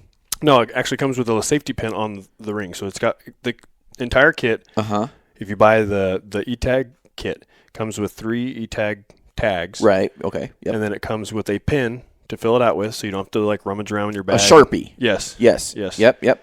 And then it comes with a pin, like a safety pin, like a big gnarly one. Like a big needle pin thing. It's a huge one. Okay. Yeah, so you can punch it through hide. That way you can attach your tag wherever you want. That's smart. So I thought guys were cutting a hole in an ear. I'm like, well, what about taxidermy there? Yeah. But you have a safety pin which wouldn't affect the taxidermy at all. No, just a little needle. That's smart. You can put it through your ear, or even you can put it back on anywhere you want on a bear or whatever. Punch it through the hide anywhere. I didn't even notice the safety pin on mine. I was just like looking at the reversible. I'll admit, when I looked at the tag thing, I'm like, okay, that's cool. I'm like, let me check out this reversible zip tie. Yeah. So simple. Yeah, I'm like, I was testing it. I'm like, just the gear tester. I was like, okay. Yeah. How legit are these zip ties? First of all, I want to know how long those have been around, because that was the first time I've ever even seen those. When you were doing this product thing, did you know those existed, or did you find those through the research? I didn't, but Charlie did. Oh, Jesus. Huh. I'm telling you, he's the brains. Yeah. I'm just the cute girl of the operation, just to drum up business. So this is going to come into play, and I feel bad for all the out-of-state Oregon guys, but for the Oregon guys, this is going to come into play. I plan on using the living shit out of your tag system. Yeah. Not that I'm a super killer or anything, but yeah. I will be using it. Mm-hmm. And for me, it made me realize I did not know the exact law to not get in trouble this year? Oh, here I am, ex-game warden's son. Yeah. And running a business where we're selling something. Yeah. And I've been more confused this year than anybody else. So don't feel bad Okay. out there in the podcast world if you're like, I'm not sure how it works this year. Yeah. It is very convoluted and interesting. Yeah. Because I thought, honestly, just to be totally transparent here, I thought for a long time that I was e-tagging because I downloaded the app. Yeah. Same and then when I went in there, they're like, "Oh, well, did you print off your tags?" I'm like, "Well, heck yeah, I did because I wasn't sure if your site was going to crash, and I wanted a backup." I did the same thing. I wanted a backup. Yeah, and I lost the tags since I printed So them have I. off. And so, and so I was like, if I validate it on there, and she goes, "Well, technically, if you validate it on your site on your phone, Mm-hmm. and you have the paper tags printed out, you validated incorrectly because you have a tag that is still valid and you validated twice. So it's like having two tags. So you'd be in violation." I'm like, "Are you kidding me?" Okay, so it's okay that I lost my tag, my paper tag. You have to go. So you get one time a year. This is how I've been explained. Okay. And I've been to the ODFW a whole lot this year. You have one time a year that you can switch. So if you go on your little app, it'll say paper tagging or e-tagging, and you can switch one time. I wanted to do the e-tagging because I wanted to get experience with it to help people. So did I. Right. But I thought I was doing that until I realized when she explained it to me when I was down there at the shop. She's like, looked it up. She's like, "No, you're paper tagging. You printed off tags." And I'm like, "Yeah, because I just wanted a backup." Apparently you can't do that. Well, I chose the e-tagging basically when you option. print it off, it automatically throws you in the paper tag system. Shit. So I validated my tag with my app.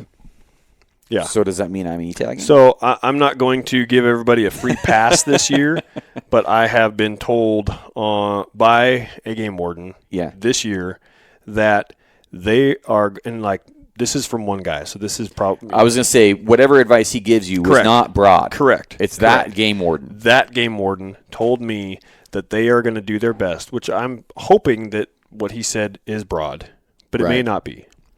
You got to be careful when you start saying what laws are. Right. Well, yeah. So come back and be like, he told me that they are not going to hold anybody liable this year for doing their absolute best to tag something with a new system and being so. Like you clearly were doing your absolute best to try to tag something correctly. Yes. If it was like I tagged it here, but I accidentally had a tag and so you validated it wrong. Probably going to be okay this year because you validated wrong. At least you validated. You were trying. Yeah. The guys, the confirmation number. The guys that they're going to be after are the guys that are clearly, and people in general are smart to pick that stuff out. Game wardens especially. They know the guys that are out there like trying to bend the rules like, I can print out as many as I want now. Sweet. Right. Yeah. And people have been breaking the rules for forever. They used to peel the laminate off and do a whole bunch of stuff. People used to fill out their harvest card and just be like, "Oops, I lost it." Sign the affidavit. How many fish were on there? Right. None. Right. Oh, cool, I get a new one. And the only way to get around that was if Johnny Law Game Warden had actually checked you from before. Right. And wrote down in his logbook, like, I checked Garrett and he had 3 fish. So if he checks you again and all of a sudden you have no fish, he's like, "Garrett, what'd you do?" Went back in time. So, and we had this discussion, and honestly, it's not a perfect system. No, it's not. And it wasn't before. It's definitely not a perfect system. I think that it'll get better as it goes. But like I said, they're not really out there to get everybody on, we screwed you this year. Yeah. They understand. The game wardens themselves are like, man, this is kind of confusing. Mm-hmm. They're doing their best to learn it as well. And I think hopefully what the man said was they're going to cut people some slack that are clearly trying their best. But the guys that are like already on their outlaw radar, right? Those are the guys. Well, straight up, if because I did the validate when I shot that turkey. Yeah. Right? And so you have to write the confirmation number down and a bunch of other crap. And then what about, do you keep that, like, you're supposed to keep the tag with the meat. So would you keep your hunt tag with the meat then, just like you would a regular tag? That's where once you get home, you undo your zip tie that you love so much. The reversible zip tie. Yes. Reversible and reusable. Yeah, we send you 3 in case you lose 2. Well, I will lose all of them. Trust me. Yeah. Actually, I told Charlie, I was like, dude, they only really need 1. It's reusable. And he's like, well, What if they lose one? What if they shoot a bear on their elk hunt and they probably need a zip tie for all? I'm like, that's why you're the brains of this. Yeah, That's why you're the thinker and I'm just the looks over here. Did you see that can of zip ties down there on the counter? Yeah. I got like 100 zip ties. Yeah. So, and then with the paper tag system, that one is when you paper tag, you just actually write that information. It's slightly different information, but you write the information on your paper tag itself. Mm-hmm. But then you still have to attach that tag to the animal in some way. Right, which I find is preposterous. Yes. Well, you have to attach something no matter what. Whether it's the e-tag, you attach that, or the paper tag, you attach that. Right. So what do you do in November when it's pouring rain and you're like writing on this, you write it on your tag and you have to rubber band it to your horn? Yeah, and I'm sure there has to be a part of the law where it's legible. So yeah. What do you Ziploc? And I've heard, keep it in a Ziploc baggie. Man, so this is where I'm like, from the ex-game warden's, point of view, thinking as a game warden, I'm like, if I was a game warden, what would I rather check? Back to Bill Bob and Jimmy John. Here's Bill Bob with his tag validated correctly, but he jammed it in his sandwich baggie. Right. With a piece of bagel in there and a bunch of mustard, and he squished it in there and jammed it in and twisted it on there. Mm-hmm. He's done his job. He's totally legal. Mm-hmm. And then here's Jimmy John. He's got the hunt tag system filled out, folded up, stuck into our tag bag. Basically, it's just it's a plastic waterproof container, and then with your lovable zip ties attached to the horn. Yes. So if I'm Johnny Law coming along, which is easier for me, to pop the hunt tag open and pull it out? Yep, that's good. Just put it back in. Yes. Or dig through a sandwich baggie that's rubber banded on there that's got mustard and half of a hot dog squished in there. Right. Yeah. Because that's what's going to happen. If that was me, that's what I would do. Well, dang it, it's raining. I got to keep this dry. What am I going to do? Well, don't you have a Ziploc? Not attached to the animal, so you're illegal, right? Yeah. Even though it's on the person. Well, I would still attach it some way, but I would put all I have to keep it dry. It's a mustard sandwich. Is a mustard sandwich bag. And then there's guys that are like, oh, you can print it on waterproof paper. Sure, yeah, go for it. Where the hell do you get waterproof paper at? You can buy it at the store and you can do it, but then you still have to have like the proper thing to write it on, because a pencil won't work, a pen won't work half the time. Right. So there's ways around it. We've just created a system that makes it simple. Super simple. And if it's not for you, then don't buy it. Yeah. I'm telling you right now, like. But if it's something that you're like, man, I want an easier way that would make it simple, that takes the thinking out of it, where you just like flip it open and fill it out and tag it and bam, and then we're like, you technically don't even need the laminate, but the laminate that you put over the e-tag system, make sure that that's not going to bleed. It won't run, won't nothing. Well, yours won't Plus bleed it's or cool. run. Like the old way that you used to like notch the tag. Yes. You had something to do to the tag. That's what I'm excited about. Like as soon as I laminate that, it's going to be like it's legit. Haha. Yeah. People are going to be taking pictures of those this year. Yeah. It's going to be the teaser pics. So the tester in me is going to write, I might even just do it for fun and waste one of them, is write on it, and then I'm going to try and wash that sucker off. Yeah, we tried too. And it won't come off. Yeah, we wrote on there. And we rubbed on it. And if you hammer on it hard enough, I'm sure you could. Yeah. I'm sure if you took lighter fluid, you could probably if you really tried. Oh yeah, you could destroy it. But you can write on there, and it's on there. It's on there. Yeah. And when you laminate it, it just makes sure that it's for sure on there. Yeah. So I was worried about water, so I'm gonna run it through, and I've already heard Carrie's already tried it, and it didn't work. So.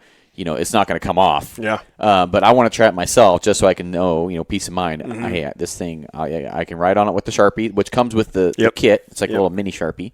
You can write on it, and then you can literally run it under the faucet and rub it off, and it won't come off. Nope. So that right there for me. And they were tested. They were tested to, like, you could attach the tags to your bumper, and we read a review online when we were looking on where we wanted to source these to build them. And they were attaching them to a bumper and driving around for like 100 miles at 50 miles an hour and just flapping in the wind, and that there's like a metal grommet inside the tag, so it won't rip through. That's where I'm like, well, shoot, even if you found a flat spot to write on your piece of flagging tape, and you wrote legibly and you tied it onto the thing, all I can imagine is driving down the freeway And goes your with flagging. my big old 300-inch Rosie in the back with my flagging tape just flapping in the wind, and then all of a sudden red and blues pull me over. Where's your tag? Well, I swear, sir, it was there. Well, it's gone. Right. You know. That's a tough one. I mean, so that's what's cool. The hunt tag, it's as safe as you can be. Yeah. Currently, it's like the best that I know of are in the market. Not to toot my own horn, but they're awesome. I can't wait to use them myself, and that's where I was like, well, shoot, if it's something I'm excited to use, I want to give everybody the chance to use one too. Yeah, I almost wanted to take pictures with one of my dead animals on the wall, and with when I fake tagged. Yeah, and just as like a photo opportunity. Yeah, I was like, oh, I should tag one of my animals at the house just to practice. Yeah. Just to practice. Yeah, it was. Since we're being transparent, when we were doing our, we created them and we were building the website and we had to have pictures. We actually pulled a mount down off the wall and attached it on there, and we were taking pictures the best angle we could so it looked like, because it's not seasoned, so how do you get kill pictures to show off your product before it's even had a season? Oh yeah, you got that perfect beautiful bear rug. So right we did that. You can one use of that. the comments was like, you could have at least dusted that mount off before you dang it, we tried so hard so you wouldn't know. Well, I think it's a fantastic product, and I'm not just trying to sell some product or anything here. I trying to get on our personally went to I'm trying to work my way on your pro staff here. I bought some, and I forget whether I bought it before or after you sent me one, but you and I talked. I'm like, hey, how do I buy one from you? And then, well, you're like, they're down at Waldron's. I'm like, okay. And so I think right after I got off the phone or something, I went down to the store and I bought one from Tanner. Yeah. And I had them there, and then I think yours showed up. So, I have some to try out, and maybe I'll give one away or something just to somebody. But technically I did send you one, so you are on pro staff. That's true. Yeah. So that's we're still in the wanting to get the word out phase. Yeah. So I gave I gave some to a few different people that I felt like had influence, just because I'm like, I just want you to use it. Yeah. You don't even have to, at this point, like brag about it and really talk it up. It'll speak for itself. Just use it. I honestly find for me, this is, and I know this is maybe for folks that don't live in Oregon, but from the way my brain works, like a lot of times I'll buy Onyx for family members. It's like $25 with a discount code, or $30 or something like that. It's cheap. It's cheap Christmas, birthday present. Yeah. And so for my dad, like the last 2 years, he's gotten Onyx. Yeah. And so I feel like this would be, for me, the new annual birthday Christmas present, because you have to have it. It would be totally cool because, you have to have something to tag on, unless, it's either that or you're going to get, socks or flagging tape for Christmas. Well, I'll tell you right now, I'm hard on shit. I'm forgetful. I lose shit every time I go out in the woods. I lost $60 in elk calls in the first 20 minutes of. I can't tell you how many of Jason's calls I've just. Where'd they go? I left a big. Where did they go? I left the big giant Unleash tube and one of his fancy laminated cow calls. Yeah. On the first freaking 20 minutes of Shelby's hunt, and I'm like, because we had a bull bugle and I was like stripping off clothing. Bull bugles gone. I just left all my bull shit bugles. there. Jared's getting naked. What are you doing? Where's your stuff? Yeah. What are you doing? I just got excited. I don't remember. And so it just having this that I can attach to my pack or something. Yeah, it's a win. It just works for me. There's a lot of things that, like, we're still like if somebody out there buys one, and says, hey, we think that you should do this or do this, like, feel free to send us your personal reviews out there. Yeah. Or just suggestions, because we're totally open to it. I mean, I'm not going to shoot anybody down. Like, I'll listen to anything anybody wants to say, anything anybody wants to suggest. Yeah. Like, it's a work in progress, and I just want to make them, and Charlie does, both of us together want to make them as good as we can for people out there. And I'd put them like, it seems like it's a kind of a screwball flawed system in a way.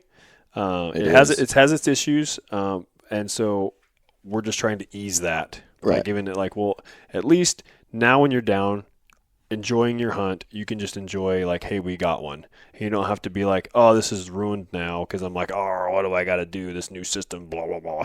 It's just like, oh yeah, I have this hunt tag thing. It's going to be simple. Done. Right. Like, I honestly don't even want people to think about that. I want them to enjoy the hunt. So that's where Hunt Tag was born. That's where I'm at, man. It's like for me, it took a small amount of anxiety that I had thinking about, like, man, how am I going to be 8 miles deep potentially in an elk hunt, and I'm going to keep this stupid freaking piece of paper on this bull?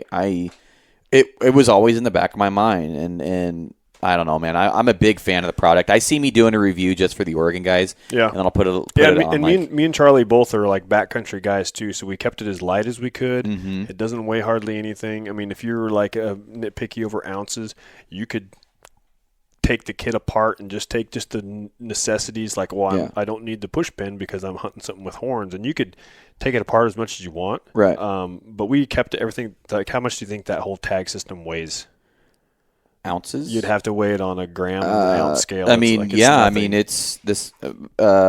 Take 3 credit cards. That's probably what it weighs. Yeah. 4 credit cards. I don't know. I mean, it's not very heavy. Mm-hmm. I mean, the credit card weighs more than that, I think. Yeah. So I mean, it's yeah, and it weighs less than my wallet. Yeah, for sure. On their website, you can buy the kit, the Hunt Tag E-Tag kit. You can buy the paper tag kit. And then you can buy paper tag singles. So if you're like, well, I'm going to kill a ton of stuff, 3 ain't going to cut it for me. I need more because I'm a killer. Yeah. Then you can buy extras for the paper tag and the e-tag both. Okay. So let's go ahead and wrap this thing up here. So where can guys get a hold of you on Instagram for the Ragged Ridge or the Hunt Tag? On Instagram, I am Ragged Ridge. It's Ragged Ridge Productions or Ragged Ridge. I don't remember. No underscores or anything in there. I think it's, man, now you put me on the spot. I just look at it. I don't use, I think it's Ragged_Ridge. Okay. And you're on YouTube under Ragged Ridge too? Yes, Ragged Ridge Productions on YouTube. Yep. And then your Hunt Tag, where can people find that? Hunt Tag, you can find. We actually have a Twitter. I think I made a tweet. You have a Twitter? I think I made a tweet the other day. I've never had a Twitter. It was my first tweet. You're a tweeter now. Nah, I wouldn't go that far. But we do have that, and we have a website, hunt-tag.com. Hunt-tag. Okay. And then we have an Instagram and a Facebook page. Yeah. Oh, I'll put your handles for the Instagram and your website and then in the description box just to make it easy for folks. Yeah. But I appreciate you coming out with this product. Legitimately, it is solving an issue that I was worried about. And so, I know I haven't had a chance to use it, but I've been playing with it downstairs, and I have it literally in my truck right now because I have 2 of them. Right on. Because somebody sent me one for free. #ProStaff.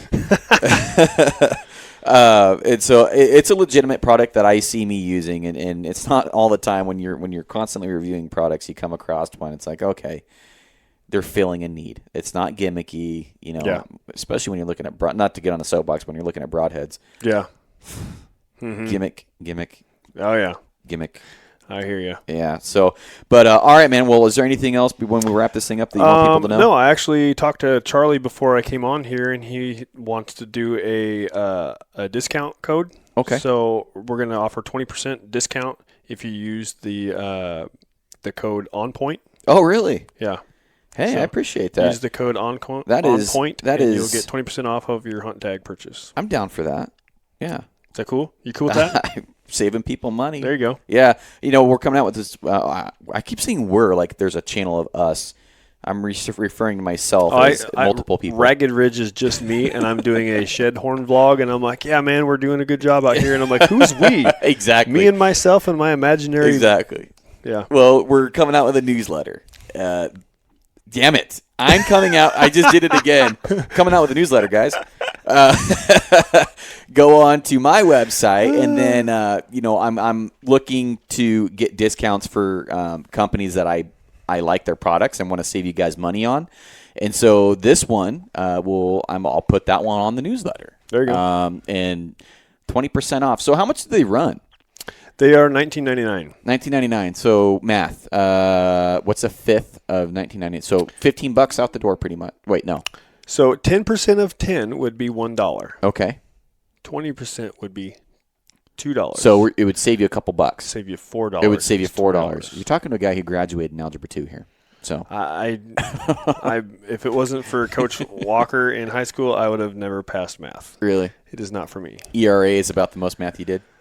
Oh yeah, you're right. I used to keep track of my batting average up Same here. for like the first 4 or 5 at bats, basically 2 games, and then it was too much. I'm like, oh man, really? it's way over me. Oh, when I played ball, my parents, they did the scorekeeping charts and everything. My mom would scorekeep.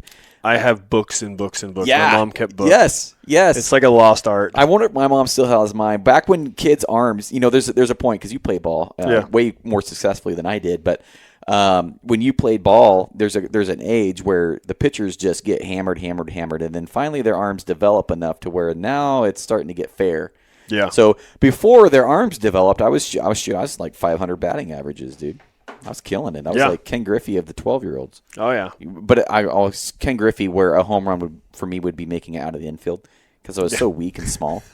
So a double would be like a home run. Did you ever have the? Well, this is probably. See, I'm quite a bit older than you. You're just a young pup. Yeah. You were way past the like owning the Griffey cleats days. Oh yeah. No, I will actually tell you the coolest baseball story I have. You were in King Griffey Jr. cleats? No, I watched cool. Alex Rodriguez hit the game winner against the Angels in the world in their series when they played the Angels. Yeah. And it was the coolest freaking thing. We watched a couple games. That's when Jay Buhner, Alex Rodriguez, I think was Randy Johnson pitching for them back then. And then you had Jose Martinez or it was Edgar Martinez. Was he with them? Yep. And then you had, I'm pretty sure Griffey was still there earlier. I don't know if he was still there then, but I know A-Rod was there. Mm-hmm. And that's when A-Rod was huge. Yeah. And coolest shit I've ever seen. Before he went to Texas and all that. Yeah. So that's my cool story. Yeah, I'm a baseball. I had Moose sign my baseball. Baseball. Or he signed my mitt, Moose, the mascot. Really? Yeah. Yeah. So here's a random thing. We're on rabbit trails again. Right. I used to work at Fisherman's Marine and Outdoor at the Delta Park store up in Portland. Uh-huh. And this huge guy comes into the gun counter because I worked at the gun station. And every once in a while they'd let me over to the fishing area when somebody had a bass fishing question. Oh, okay. And so I was at the gun counter, and this big dude comes in. And he's honestly dressed like Hillbilly USA. He's just got like Carhartts on. He has a flannel shirt on, no undershirt, sleeves like chopped off, sleeveless shirt that are all frayed, and he's got it unbuttoned halfway down with his chesticles kind of like hanging out. Uh-huh. And he's just walking around. I'm like, dude, that dude is a big guy. Uh-huh. And he comes up, and he ends up buying a gun from me, and finally it dawns on me who he is. And it was Richie Sexson. Really? And he bought a gun from us. Really? And so I'm like, oh, man, this is cool. I actually have a cell phone picture of his gun paperwork just so I just want to be like, could I get your autograph? Because it was like this big signature. It looks so cool. The one you used to practice when you're little. When I'm famous, mine's going to look like this. Yeah. He had that signature. And so I'm like, I probably broke some felony law by taking a picture of him. Hopefully the statute of limitations are. Yeah. I was like, I just want a picture of Richie Sexton's name. It's still cool to me. That's pretty sick. And then how do you start a conversation with I played the baseball too, Mr. Sexton. Like you want to talk to him, but you don't want to be that annoying kid that's like, I play ball. So it's just like. That's pretty funny. It was pretty – the guy is giant. Really? I think he's 6'7" or something. Big dude. And besides being tall, he's just like – just a stout just a dude. Mountain. He's a big guy.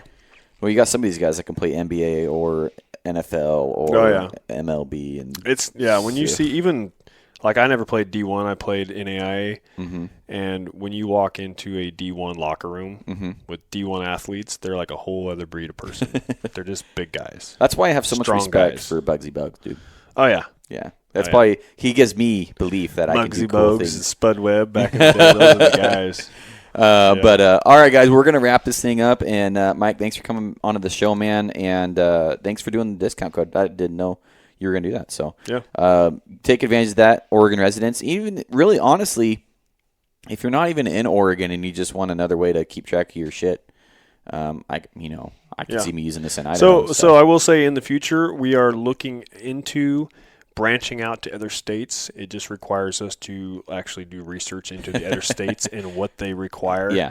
And then building those tags so they don't have our requirements on the back. They'd have to have whatever that state requires. That would be nice. And then go out there. It's just we have to get it established in Oregon first. Mm-hmm. and I have no doubt that it will go and catch on. And it's nothing really to catch on. It's like something that's needed. You just got to use it. But yeah, there's other states. We've had a guy in Oklahoma and a couple other states that have like, hey, do you make these for just logistically? I can't build a whole new design for the one dude in Oklahoma that's wanting it right now. Right. And so until it can feasibly be duplicated for other states, we're just kind of working on Oregon right now. Well, what we should do, are you going to Hoodoo? I will be at Hoodoo. You should just bring some with you, and I'll have them at the booth. Yeah, we're going to. Yeah. We'll bring some. Yeah. Are you going to have a booth there?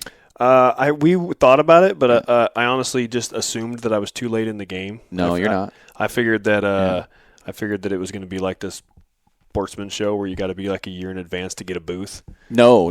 I actually still haven't even sent my check in yet. Oh, gotcha.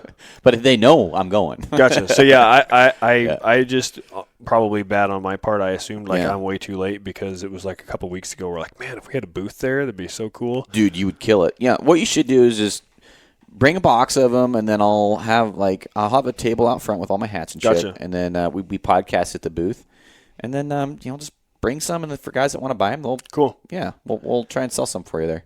Right on. Yeah, and if and Dunlap's going to be there too. Yeah, there's probably a lot of guys going to be there. Well, yeah, there's going to be a ton. Well, he has a booth. Oh, he's going to have a booth. Yeah, he's going to have his Elk River booth. I was just at his shop and he didn't say a word about it. Yeah, dude. Yeah, he's Mr. Secrets lately.